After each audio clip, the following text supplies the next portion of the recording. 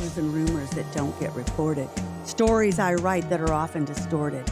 Got my notebook and pen, and I'm ready to listen. Tell me the truth, I'll consider your position. I've seen killers with eyes so cold and dead, and others go to prison because of what someone said, rotting away for the rest of their lives, leaving a hole here on the outside. Things are sad here on Earth, and it's no wonder why, when you consider the sociopaths who remain in charge.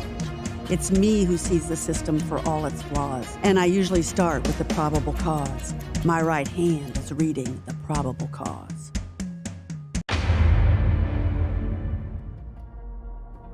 Welcome to The Probable Cause. This is a podcast covering the legal system here in Allen County, Indiana, northeastern Indiana, and the state of Indiana when appropriate.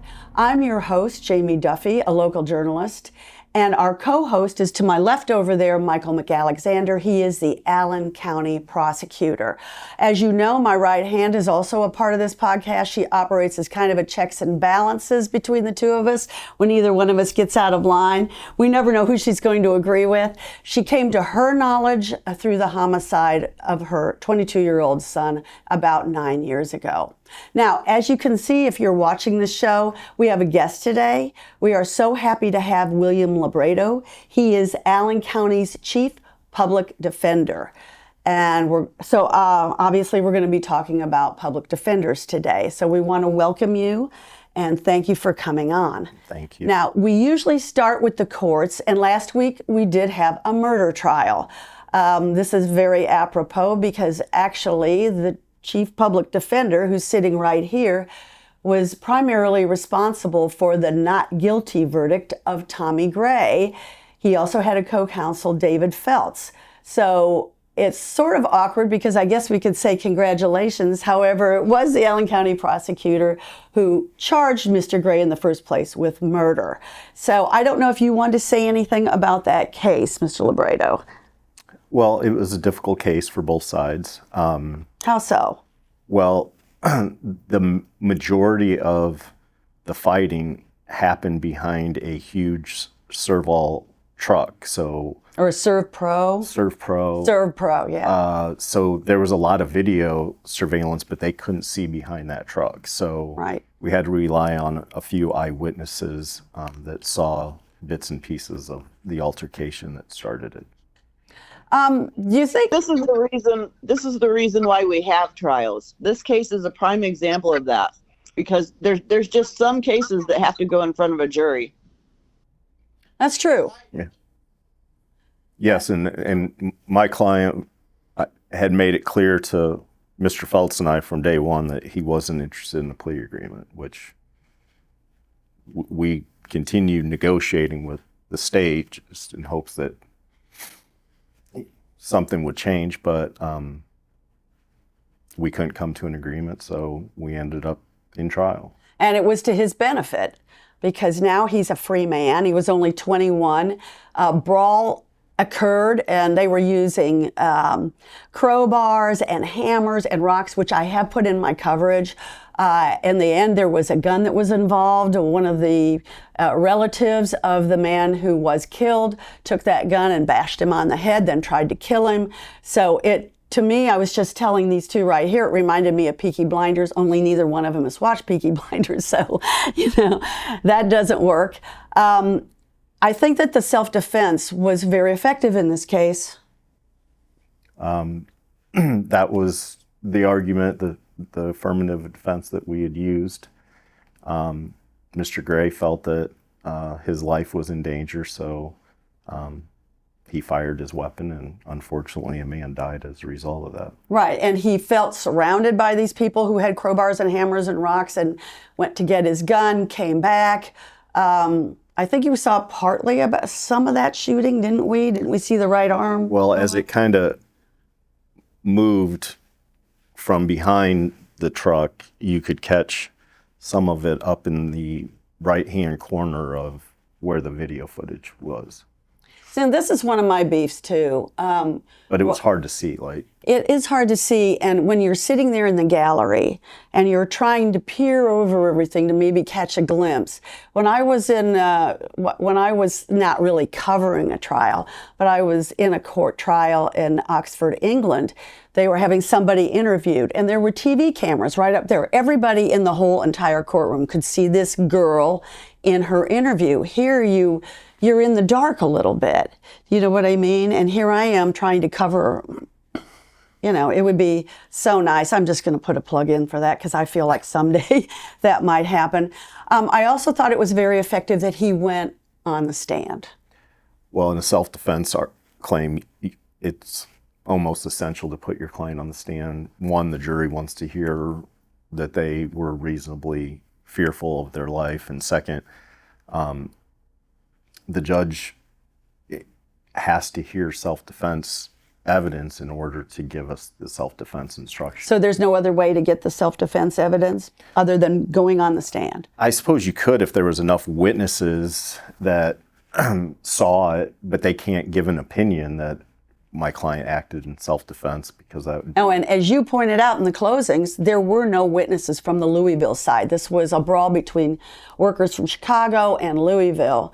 And there was nobody interviewed from the Louisville side, except for maybe the assistant supervisor who said she saw the brawl and she got out. And that's true, but at the same time, by the time detectives got there, I think it was the majority of Chicago crew that was left on the scene, and particularly relatives of the victim. That's interesting. I wanted to mention that I thought that the deputy prosecutor, Tasha Lee, gave her usual great closing. She intersperses video and audio with her narrative. But I will say I listened to all the closings and I thought you did a fantastic job. You barely looked at your notes. You were on fire. And you ultimately prevailed. Well, thank you. So congratulations. I wish I could have gotten those closings on camera. I did make a request, but then it was turned down.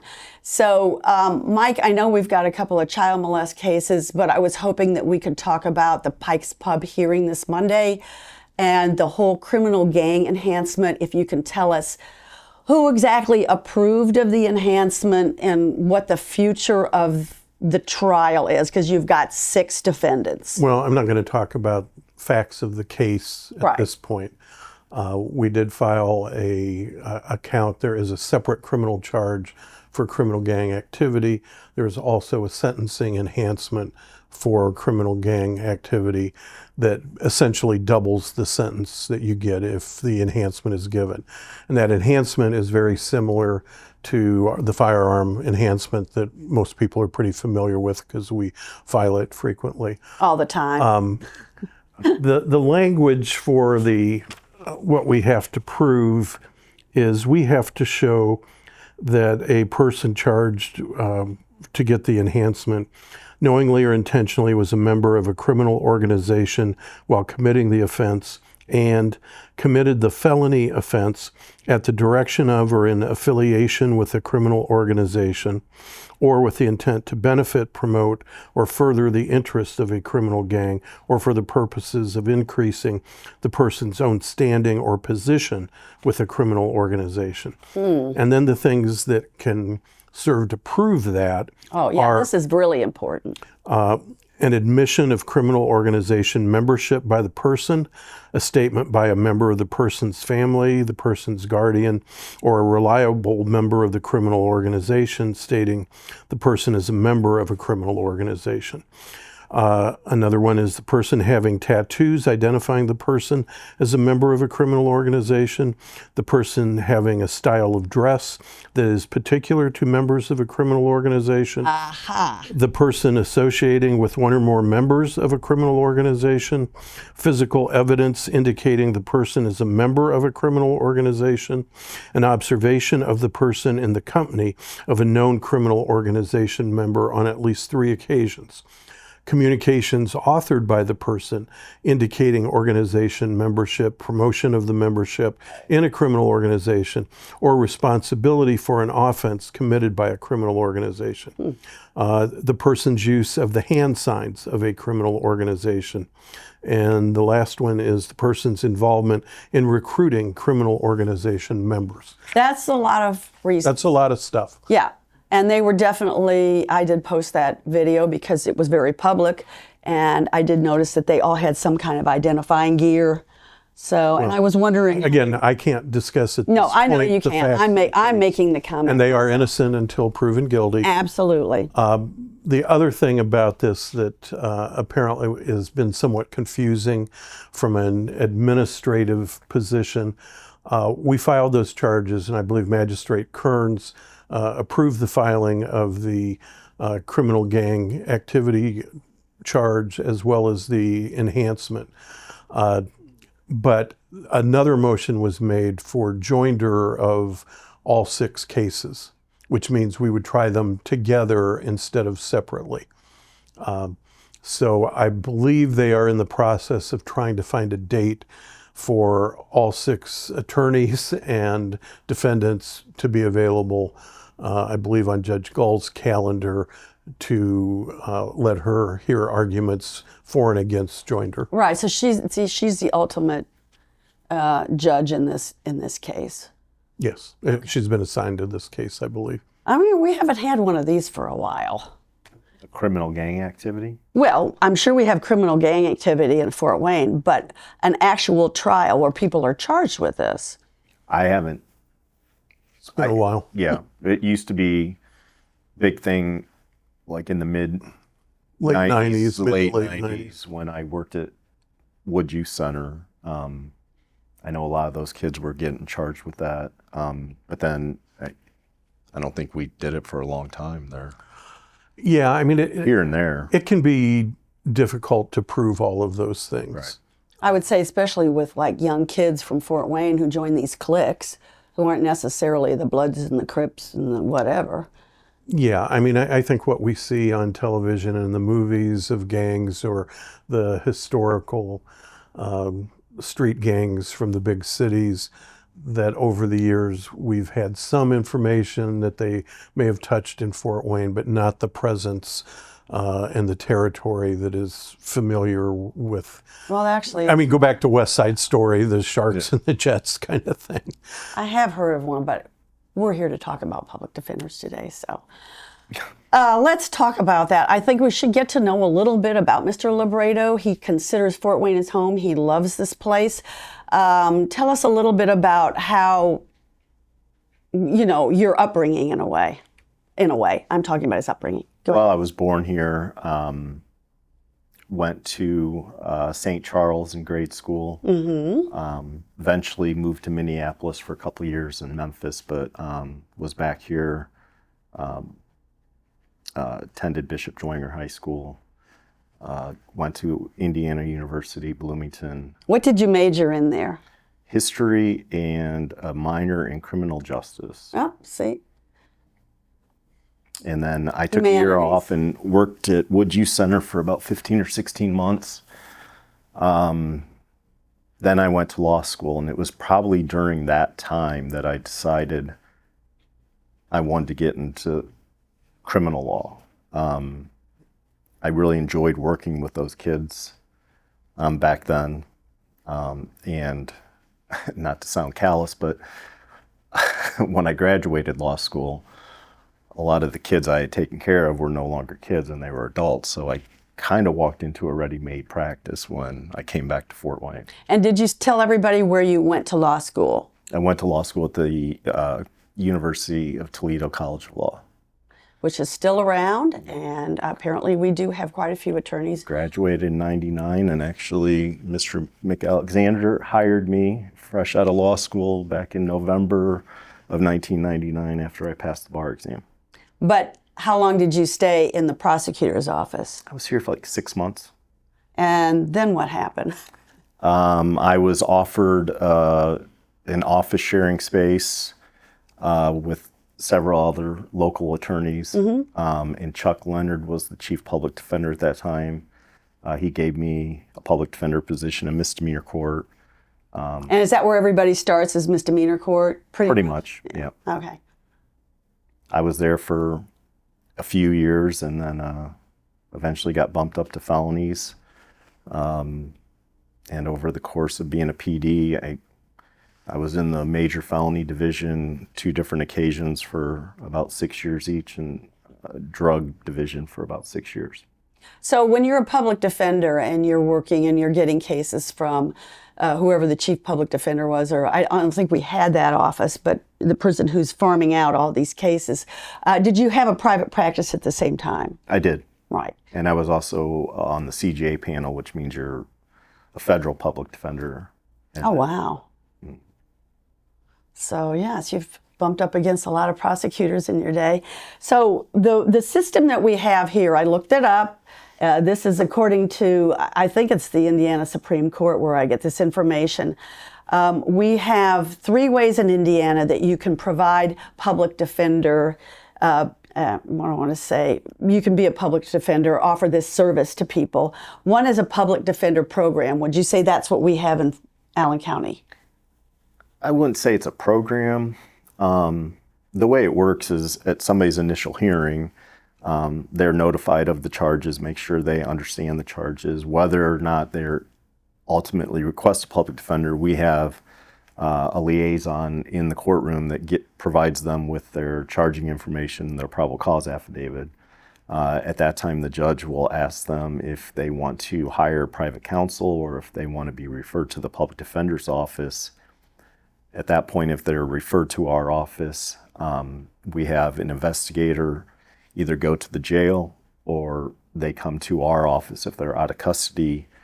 We do the financial eligibility sheet, and then our investigators take a story from our clients that basically establishes their background, their version of the events, and typically how they want to proceed, whether they're looking to get a plea agreement or whether they want trial. Ooh. So it does say here, in this information here, that they are allowed to post bail, even if they're going to get this indigent counsel.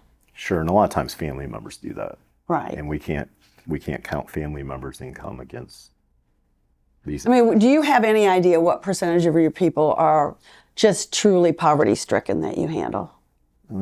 We have quite a few homeless people, which are hard because they're very transient. And it's hard to, maintain contact with them. A lot of them don't have phones. They don't? I thought everybody to access us, or they have those prepaid phones. But for the most part, the people out of custody come to our office. That's where they review the digital discovery, their regular discovery, and if they're at the jail, then all that documentation is brought to them by one of our investigators. So I'm hearing too in the course of this podcast, not just this one, but this is our 22nd one, that investigators in both the prosecutor's office and the public defender's office are super important people. Invaluable. Mm-hmm. And so how do you choose those people? What do they do? Do they have a criminal justice background too? Frequently, more and more of our investigators have college 4-year degrees, frequently in criminal justice, but other avenues. We also have some that are former law enforcement officers. It's kind of evolved over the years. The investigators that we have are kind of a combination of paralegals and investigators. They have to go out and serve subpoenas, so there's some street work, but they also are instrumental in helping our folks review evidence like jail calls and in-car cameras. Is it kind of a dangerous job sometimes? Like anything in this business, you never know when somebody is going to lose it. And are they emotions? Our investigators are not allowed to be armed, but we have 3 that were former probation officers. 1 worked at the jail and also worked at the prosecutor's office. There's 1 that worked at DCS, the prosecutor's office, before she came to us.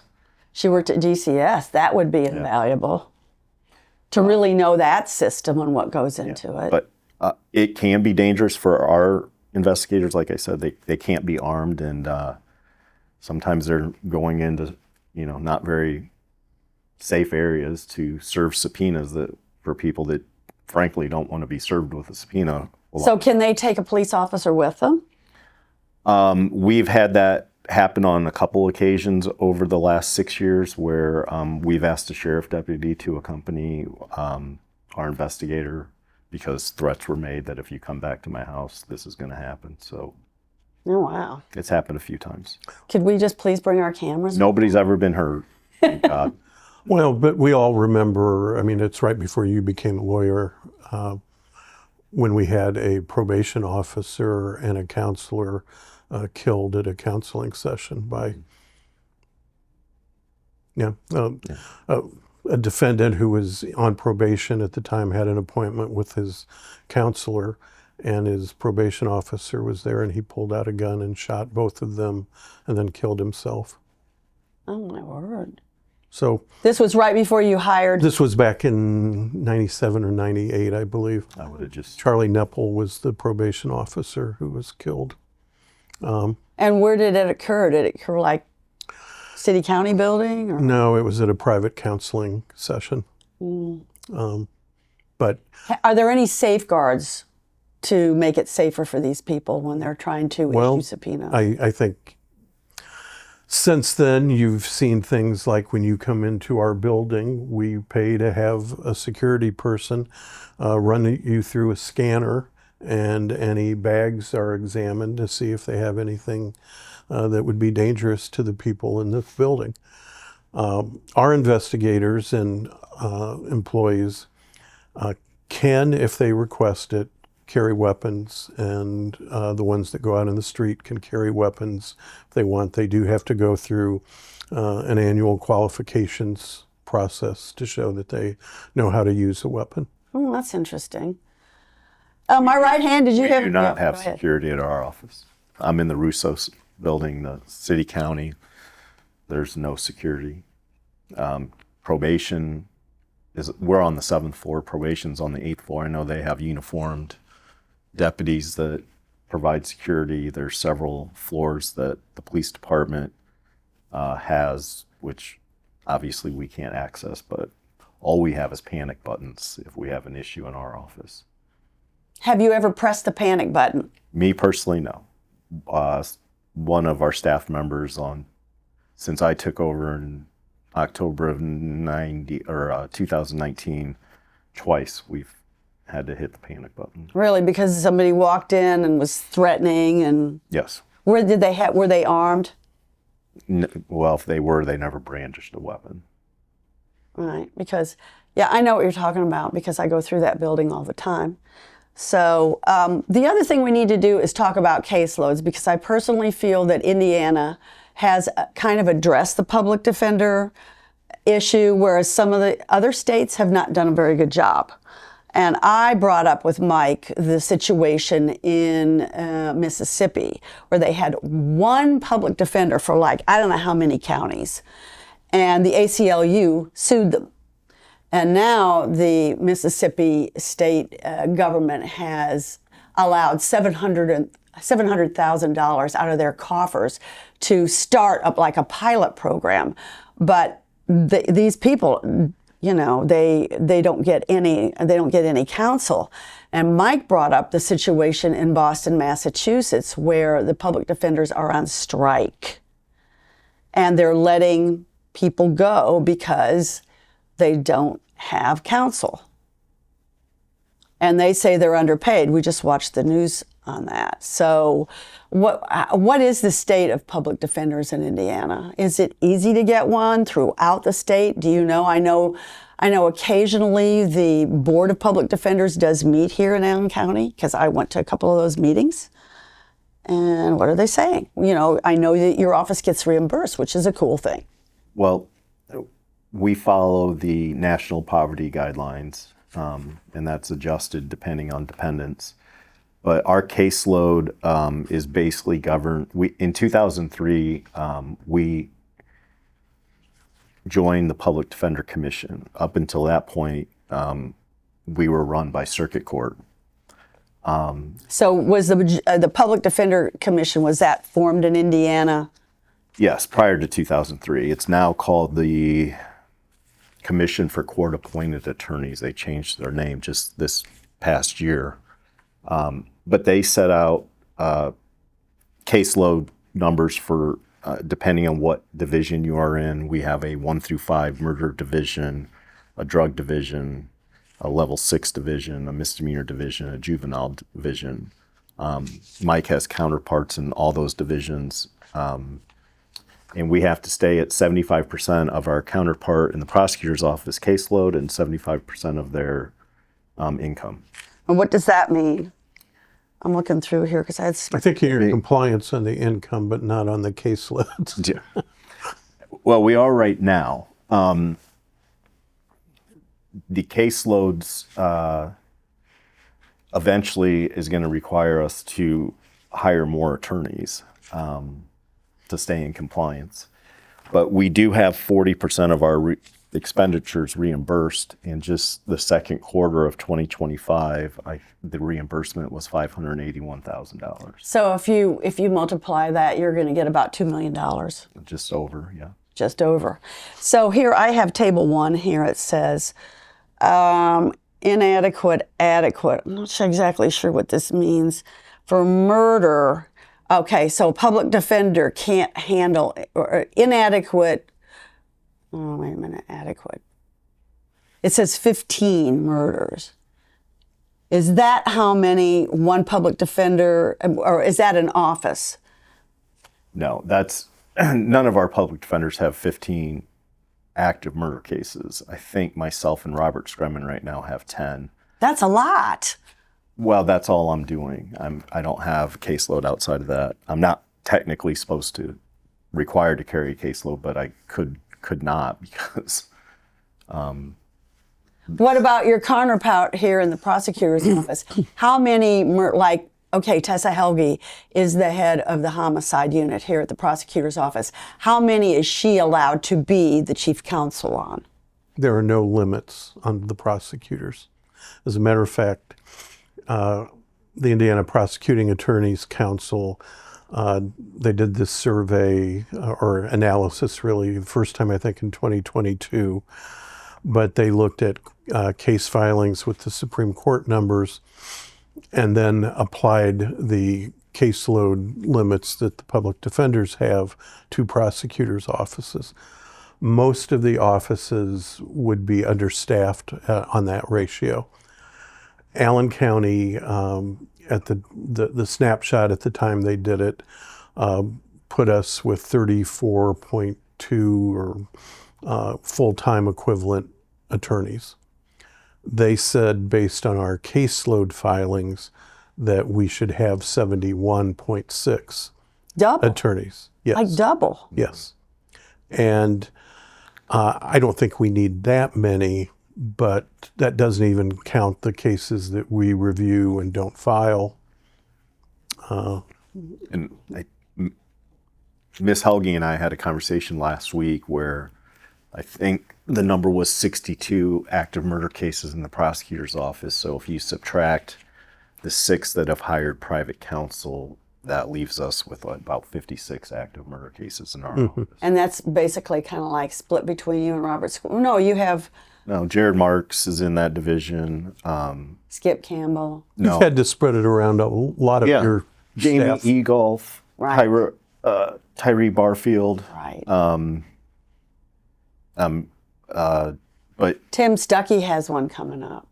they just did theirs. He was co-counsel with Campbell on Royal Davis. I thought, yeah, I did that. I thought he was on another one. Mr. Campbell had another one set this week, but there was a child molest that was older. very old and needed to be tried and taken off the docket. So, We're not forgetting anybody, are we? Because we do I'm forgetting a lot of people. Oh, do Yeah. Because you've spread that load. A lot of them have Sure. one or two just to even. We have it out. Ryan Gardner, who's in level 6s, but he still takes murder cases. Tony Churchward takes murder cases, and he's in the drug division. Skip Campbell, as you mentioned. Don Swanson was taking murder cases here and there. What about David Feltz? Sure, he's in the 1 through 5 murder division. Okay, yeah. He was with you last week. It says here that to be eligible to serve as appointed counsel in a case where the accused is charged with murder, you have to be an experienced and active trial practitioner with at least 3 years of criminal litigation experience and have prior experience as a lead or co-counsel in no fewer than 3 felony jury trials that were Class C or Level 5, which Level 5, that's not even close. So, Well, we have been in the practice since I took over anything level 1, attempted murder. We assign 2 attorneys. We tried a more experienced attorney with a younger attorney because those folks do need to be trained. and don't you kind of do that here in the prosecutor's office too? Right. Yes. And It we're makes governed by sense. that's from the Public Defender Commission that sets the guidelines out that you have to have so much experience, so many trials from start to finish to even do level 5. So if you're fresh out of law school and a public defender in a county that's on the reimbursement plan, you can only do chins, misdemeanor, or level 6s. Chins, misdemeanor, or Level 6s. Or juvenile. And you know, with juvenile, that's complicated. It is. I mean, Those waiver hearings are very complicated. emotional. And level 5s and above are all 12-person juries. Yes. Everything else is 6. Oh, see, I didn't even know that. Except for juvie, there are no jury trials. It's just a fact finding and decisions made by the I actually really want to cover a misdemeanor trial. Okay. I really do. Like, please, let me go in and cover a possession of marijuana. I don't think I don't think the prosecutor's office is filing that. And if they are, it's very rare. Have you ever looked in my case? Well, I couldn't look up, but all of our There's, I don't know how many possessions of marijuana. I think it would be historic because eventually the state will legalize it. Here, she's come to light. What are you saying? They're usually with other charges, I was just going to say, just a marijuana charge. I agree with you 100%. But I just keep seeing them in my case. I look in there every day now, and I just say, "Oh, possession of marijuana." Like when they did the street sweep on Friday, there were like 3 of them, possession of marijuana. So It is still a crime. Their only charge? yes, ma'am. That's unusual. Very. Yes, ma'am. And I would suffice it to say that most of those are worked out. Yes. Right, and they probably are, because I do have a story coming up about The that. majority of cases that go to trial in misdemeanor court are domestic battery, OWI. a lot of operating while intoxicated. Yeah, that doesn't interest me as much, but I'm sure there'd be one in there that I would You just... can be charged possession of a handgun in misdemeanor court. But those are, I can't imagine a possession of marijuana case would actually go. There might be one person who wants to make a point. See, that's what I'm hoping. But then the judge would have to allow me to go in there and cover it. I could cover it. I'm talking about cameras too. And another thing I gleaned, since we have a little time, is all about chief public defenders in Indiana. But this is written in such jargon. Basically, it says that the chief public defender is required to inform appropriate judges and refuse to accept appointment of additional cases if you think the caseload is too high. We don't have that issue because, again, we're governed by the Commission on Court-Appointed Attorneys of what our caseloads can be. So I've never turned down a referral from a judge saying that we're too busy. Well, so how are you doing on staffing? Not that I have to know every single thing, but is it difficult to find people to come in and be public defenders? The difficulty for both sides is that smaller counties in the surrounding area can pay similar salaries for literally a fraction of the caseload. And I've lost very good public defenders. I know Mike's lost very good prosecutors to smaller counties, because why not take a smaller caseload for the same or similar salary? How do you get around that? Not all counties in Indiana have a chief public defender. It's only counties that are part of the Commission on Court Appointed Attorneys.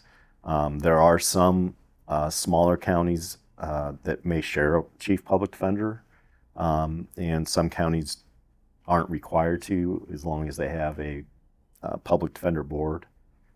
So this is when the judge will assign private attorneys on a case-by-case basis, those counties. Probably. It's probably the judge that appoints them, yeah. Because those counties would probably still be run by their circuit court. And the other thing that you can do is just develop contracts between the courts and the attorneys. So if you have a law firm that is willing to take on these cases, and then they have a contract to do it. Yeah, we've never done that. We have two conflict attorneys that,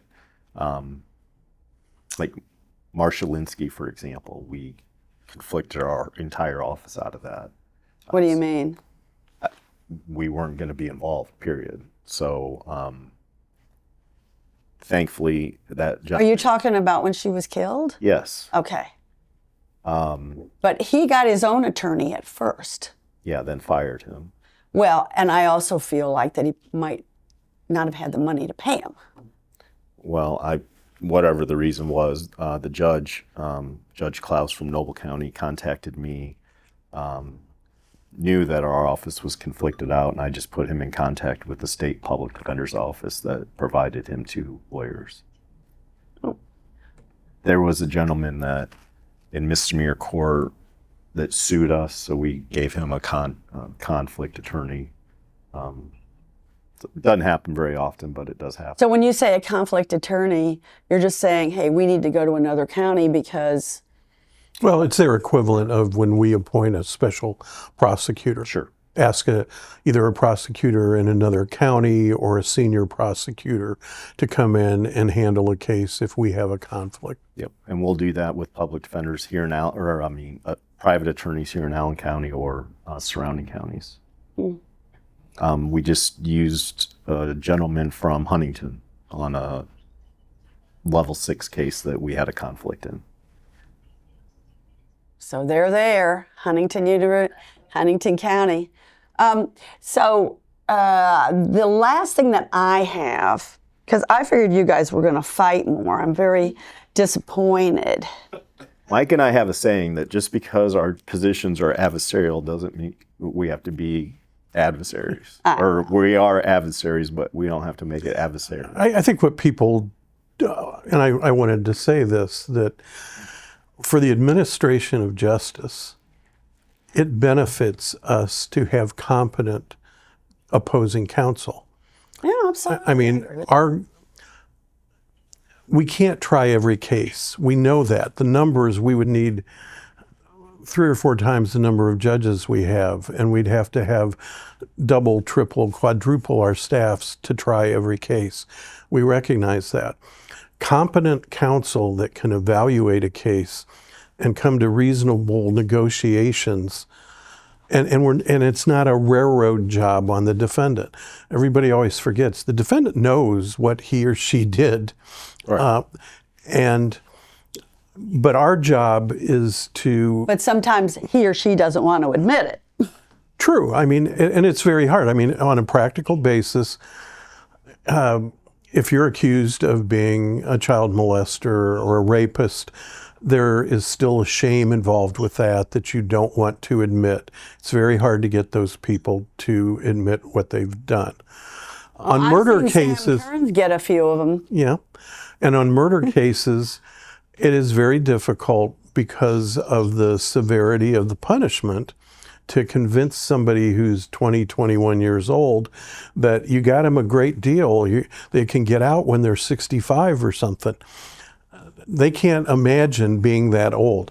I don't envy the job that the public defender has to do to try to explain this process. And frequently, till you're blue in the face, you can only do so much, and then you go to trial, which is why you see that most of our trials are murder cases and very serious sex cases.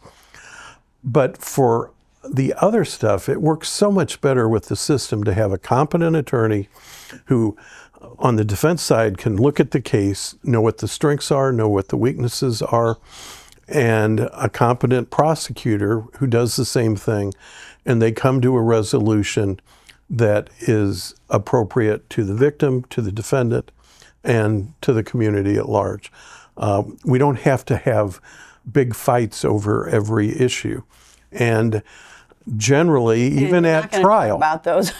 well, even at trial, there are some attorneys that are very antagonistic, and I'm not sure that really plays real well with the jury, because I think when they kind of go after the things that really matter, the jury pays more attention to what they do and what they say, and oh, that must have been important if he really made a big deal about it.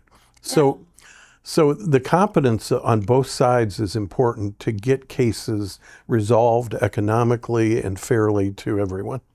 I saw one up in Kosciuszko County. Those two Indianapolis attorneys were so obnoxious you wouldn't believe it, and they still got him off. Well, to follow up on a few things Mike said, the murder cases are difficult, and people ask me all the time why so many go to trial. And like he said, the severity of the consequences, especially if you add in the firearm enhancement, it you know, a 30-year-old man's not going to accept a 60-year plea agreement. That puts him out at 75 years old. So he's probably going to be dead. Life expectancy, I think at DOC is around 58 or 59 years old. That does not surprise And me. the other thing is, what I get from a lot of clients is they'll see me joking around in the courtroom with one of the prosecutors. I gave Tessa a hug on her birthday, and my client went ballistic. You guys are all in this together. Oh. No, I'm friends with her outside the courtroom, but trust me, in trial, I mean, we both want to win. Pride takes over. That's right. And you're fighting like cats and dogs, not unprofessionally fighting like cats and dogs, but I mean, you're giving your side and their side. But I tell my clients, like, wouldn't you rather have a public defender that has a good working relationship with the prosecutor's office instead of somebody who just wants to fight with them all the time? Don't you think you're going to get a better plea, a better, more respect for that attorney is going to get them a better resolution? Oh, that's a good point.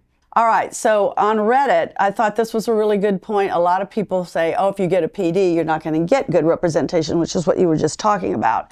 But this guy says, from personal, family, and community experience, I have heard time after time that their lawyer that they hired turned out not so great in terms of meeting a reasonable plea deal, or in some cases getting some charges lowered and or dismissed. This has led me to believe that if one were to find a good public defender, they would be the same, if not better, than the lawyer in terms of reaching a reasonable outcome through proper jurisdiction, which is a lot of blah, blah, blah, in which actual evidence is looked at and not just some mitigation packet that was prepared and asked by a so-called Juris Doctor. So he asked people what they thought. And this guy writes back, you're entirely correct. I'll add one more thing, that public defenders get a bad rep for having a low win rate compared to private practice, but public defenders don't have the luxury of turning down difficult or impossible to win cases. It's hard to come up with a good defense for, here's the defendant on high definition video committing the crime. Public defenders, like many professions, are down to the individual's skill and experience and how strong or weak the case is. I couldn't be more proud of the attorneys we have on staff. I think we have some of the best attorneys in the county. And a lot of clients will say, I'm going to get myself a real lawyer. And then they end up hiring somebody, not realizing that person's on the public defender staff, and there was a high likelihood they were going to get that person for free. And we've seen times when, I'll use Chuck as an example. Chuck Leonard, former chief public defender, was probably one of the best, if not the best, trial lawyer in his day. And when somebody would go hire a real lawyer and they'd find somebody that had 2 years experience and didn't know anything about criminal law, and they gave up a Chuck Leonard. Right. And it's, I tell people that all the time. Yep. I tell people, like, take your chances on the public defender, and if you don't get a good one, then hire an attorney. Well, some of the complaints that we hear, my right hand, are that they never hear from their attorney. Well, some of that is also you talk to your client when you have a need to talk to them. Right. Yes. The other thing I wanted to point out is I think the media has historically given public defenders a bad rap. I think I looked at TV listings. I think My Cousin Vinny is on one of the great lawyer movies. Oh, yeah. It's fun to watch. But the portrayal of the public defender in that is a stuttering idiot who has no business being in a courtroom. And that's unfair. We watched that one. It was hilarious. But it's very unfair to the majority of public defenders that work their rear ends off, and not an easy job. And I say the same thing about prosecutors, and it just goes back. The more skilled, the more experienced we have, the better the system operates for everybody. But the idea that the PDs are not real lawyers is an absolute joke. And it's become such a joke that my fantasy football team is named Public Pretender. True. It always has been.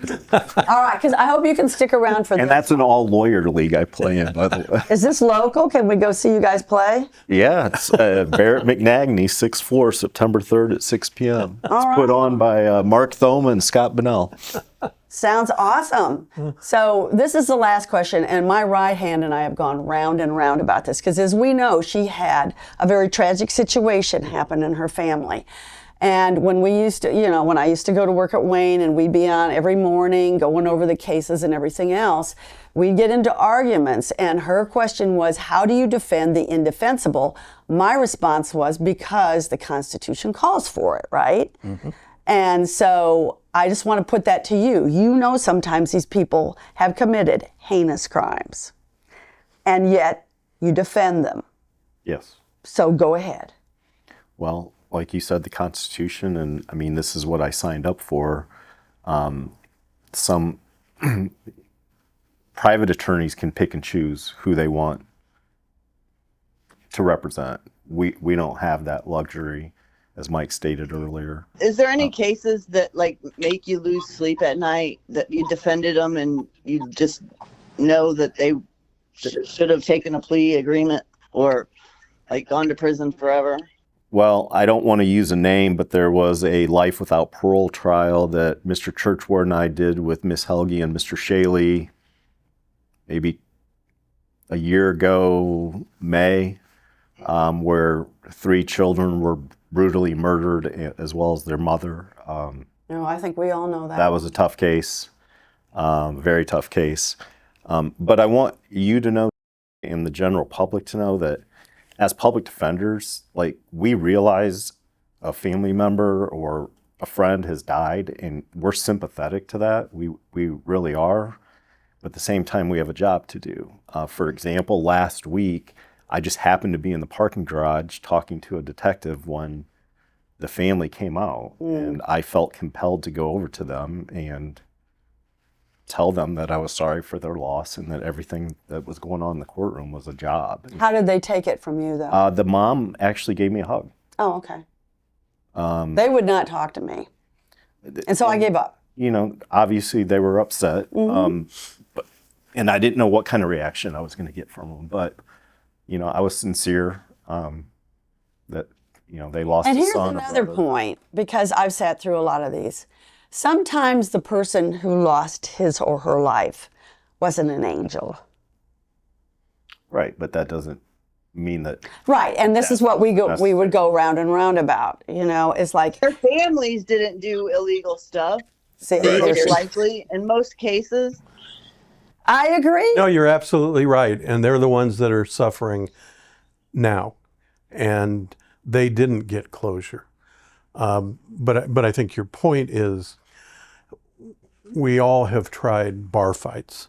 They're one of the hardest cases to do because who started it and what started it? Was it a word that started it? Was some beef over a girlfriend? It's usually something really dumb that starts it. And then who threw the first punch, and who was the aggressor and who's the defender? We used to have kind of a saying that was kind of a joke, but before they did some modifications to the self-defense statute, used to be, we prosecute the winner of all knife and gun fights. And it was kind of like not legally, if it was clearly self-defense, but as you talked earlier about putting your client on the stand on that, you usually have to do that if you want the jury to buy self-defense. But when that self-defense comes in, it leaves the victim's family at a real loss. Oh, yeah, and I saw that last week. I mean, I just sort of... Well, it happens all the time. Like, they have people to answer to, family members, friends, the community, and we're harping on them to give us a reasonable plea, but they got to strike that balance between what's fair to the defendant and what the family that can live with. Yeah, it always seems like it's messy. So we're both being pulled by families on both sides. What was that? Crime is messy. Yeah. And I mean, and I know you had some feelings for the man who killed your son. I mean, you knew that he left behind a lot of kids, and you even told some, you know, I can remember you telling one of the police officers how you were conflicted, and yet you just can't give it up because you cannot sleep at night thinking about your loss. And it's just one that we wish that no one had to go through. But anyway, I don't have anything more in my script to talk about, so I'm going to leave it up to you guys.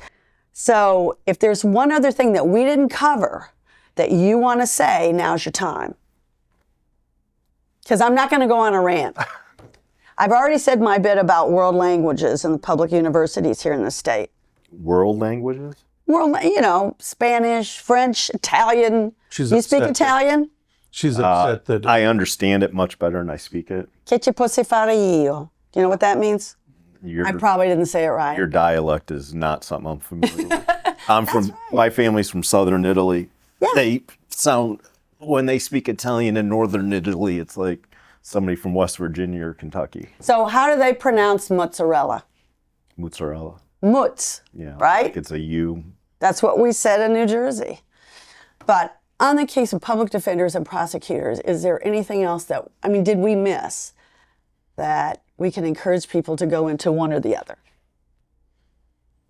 I think I've said it. I mean, we need competent people on both sides. Right. We need people that, if you're doing trial work, you're competitive. I think, as you said earlier, nobody likes to lose, but we also have to follow the rules.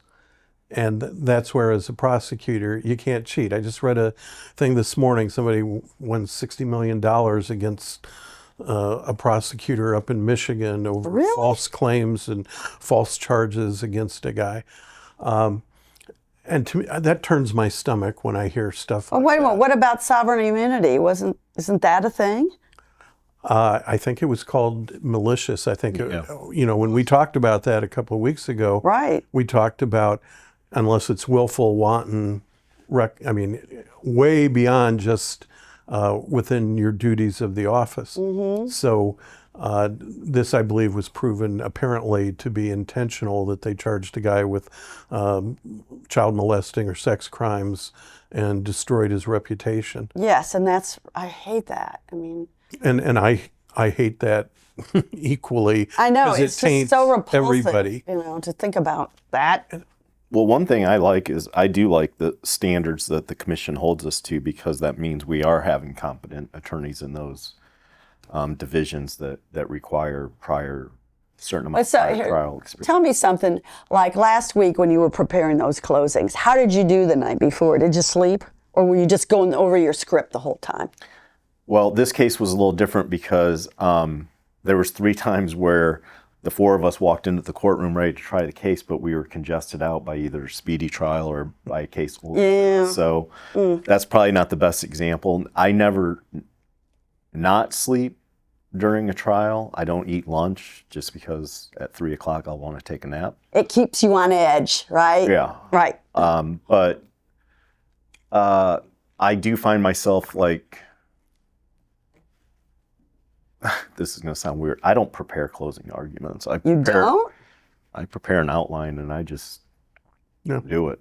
I mean, you did not look at your notes barely last week. Well, you had that one down. You have to know your case. Well, I know, but I mean, I've sat through And I put down the things I need to hit on that are beneficial to my client, but a good trial lawyer also needs to explain the weaknesses, the prosecutor's strong points. You can't just ignore those because then you look like you're scared of that. So you have to figure out a way to ease the effect of their strongest points and try to bolster yours, and they do the same.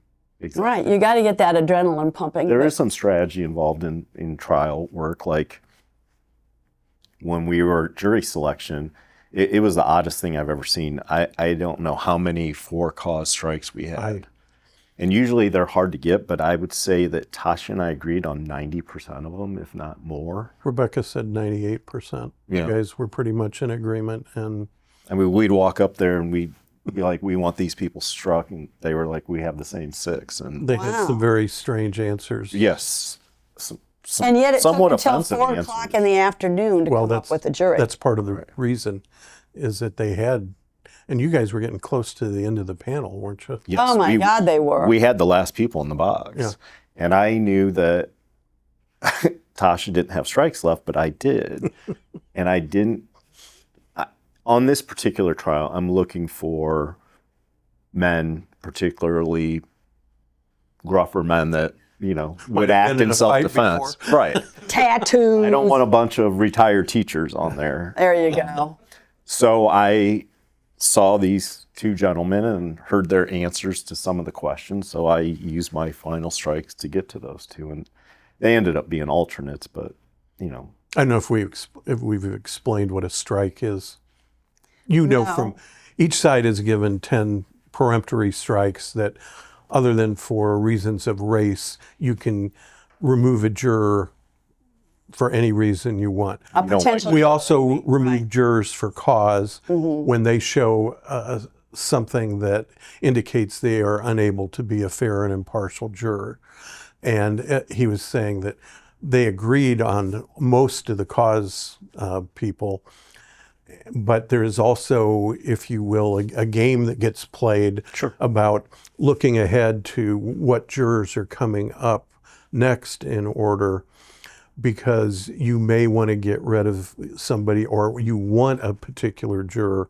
So if you keep your strikes back, you can get rid of a marginal person to get somebody that you think will be favorable to you. Wow, a lot of both psychology. sides have, both sides have the questionnaire, so we know how they answered questions, whether they can be fair and impartial, whether they have a victim or a family member that's been a victim of crime, whether they've ever have a family member themselves been convicted of crime. I think we had one man who had served like 11 or 12 years in prison and claimed he was falsely accused, couldn't be fair to the state. That was a for-cause. Well, you also had a former detective, and that I wasn't sure that you would want that, because if you've got somebody coming in strong from law enforcement, they might just automatically side with the police and the detectives that are going up there and in the box and explaining the whole thing. Well, and yet you did get the not guilty.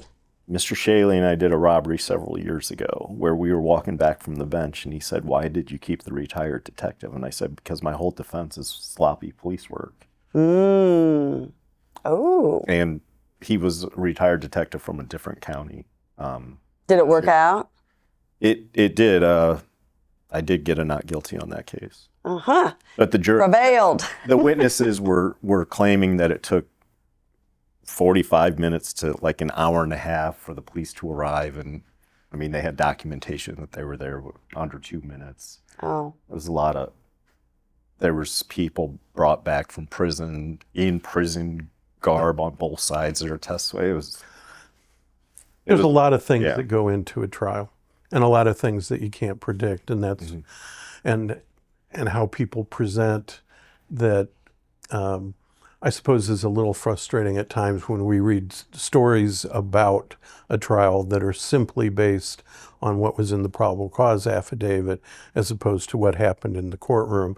And I think that's a problem with journalism right now, that they are not allocating the resources to have somebody be able to spend the time to sit in a courtroom and watch a full trial, because there are a lot of things that just don't play out the same way they do I know, on a it's 2 or 3 procrastination. page. It's a dearth in affidavit. everything. I try to explain to my clients that my job is to evaluate the evidence, work the case, and then tell them what I think is in their best interest. Once you're in that courtroom, you're meeting the people that are going to pass judgment on your client for the very first time that day. And the scariest people are the people that want to be on the jury because they have an agenda. You just don't know what that agenda is. Whether it's for you or against right. you. So the best thing you can do, which is very hard to do, is not only get interaction with the jurors, it's even better if you can start getting them to interact with each other over an issue. It doesn't happen very often because, they're all shy and quiet and don't want to. Until they get in the back and then you hear them uproariously laughing. And yet we want people that are willing to make a decision and explaining to them that they are not sitting in judgment of whether the defendant is a good person, a bad person. It's a focus on, did we prove beyond a reasonable doubt that they did what we are accusing them of doing? Yeah, and Now, both sides. you may want somebody who's a little more, it could have been this. Well, I He's think basically a really nice, even though he pulled the trigger 3 times. during voir dire, both sides just tell them that the whole purpose of us asking them questions is that we want the 12 best jurors that can follow the instructions of the judge and be unbiased for both sides. Can you imagine what jury selection is like in a place like New York City? Wow. I have a quick baby question because I'm probably the least smart person here in the room about legal stuff. But I noticed in court when they would assign an attorney, every once in a while somebody would go, "Well, I had such and such as an attorney," and then you'd go, "Well, yeah, but that's a different level of those kind of things." How do you develop trust with a client who might have had an attorney prior to you on a case? The biggest way to get trust with your clients is you have to go see them. If they're at the jail, even if nothing is going on, I'll shoot a letter saying, "Hey, I haven't forgotten about you. Mr. Shaley and I are still in plea negotiations. As soon as we have something, I'll be down to talk to you." But client communication is one of the biggest things I harp on the young PDs about. Nobody likes going to the jail. I've already been there twice today. Because to sell somebody on a 40-year plea agreement, they have to trust you. And you can only garner that trust by staying in regular communication with them. 40. And that's probably the I'm biggest. just using an arbitrary. Yeah, no, But that's probably not the biggest unusual. complaint you get Sure. from defendants and that the court gets is my client or my lawyer hasn't been down to see me. And it's one of the easier things to change, but it's hard to get people to do it. From a time standpoint. And then they go pro se and they really throw everything in. That drives me crazy. And I just talked to a gentleman who was in the box when we were doing hope probation waiting. And I sat there and told him, just stop. This is just makes no sense. You want to do suppression hearing. You don't even know what that means. Right. Like, get an attorney. I think this has been a very lively discussion. I have learned a whole lot about public defenders and what they face, and an interesting dialogue between our Allen County prosecutor and their Allen County chief public defender, but we do have to bring it to a close. So right now, I just want to tell you that this, along with all our podcasts, will be on www.theprobablecause.com, also on our dedicated Facebook page, and you can listen to them if you'd like on Spotify and Apple. And for now, I would just like to say goodbye from The Probable Cause. This episode is filmed and edited by Frosty Pictures. The Probable Cause is produced by Maumee Media.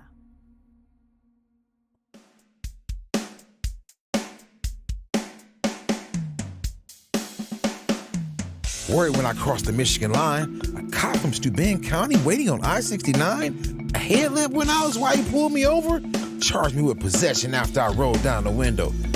Now that's skunk. Indians a trip when it comes to weed. It's like who doesn't smoke or use gummies? Your grandpa, your brother, your rich friend from school? Hell, throwing the whole courthouse and my attorney too. It's time those assholes change these stupid laws. It ain't worth the paper for a probable cause. Sitting on a bar stool in my usual place, this guy next to me said he was looking for some cocaine.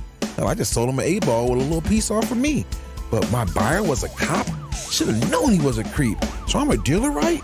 You gotta be kidding. It's a rich man's drug. I just take it because I'm injured. 8 years in Westville with a monkey in my back. There's more drugs in here than you can shake a shank at. One dirty drug test, man, this system's flawed. Undercover screwed me in my probable cause. Street crimes never did me no favors. I'm hooked on Fetty. I'm a junkie, not a felon. Told that son of a bitch on the way to lockup. I can't seem to shake it. I need help, not mocking. What do you want from someone who's been through the system? Drugs all through the house before mom and dad went to prison. Throw me in jail and give me a fine? Someday I'll be dead and away from your kind. Now I'm at the courthouse in front of a judge. Can't say my public defender cares for me much. Crimes are committed on both sides of the law. God help me now with this probable cause. C shift never gets old. Anything can happen when you're out on patrol. You think I'm just eating donuts, man? Give me a break. Nothing on this job is a piece of cake. Lights and sirens activated, this knucklehead wants to chase. Baby mama at the scene just spit in my face. Wife's worried that someday I won't be pulling up at all. You'll read about my killer in a probable cause. Man. She went through my phone and she seen my text. I told her forget it. It was just my ex. She took a swing and knocked me flat. Man, I went wild and hit her back. Judge slapped me with a no contact order. Now she's got the kids and she's staying with her mother. So she started it all and I have to take the fall. You can read my whole story in the probable when I was young. Caught a case for dealing and did my time. Yeah, I got a record, but I was doing fine. Running my own business on the southeast side. Yeah, I got a gun.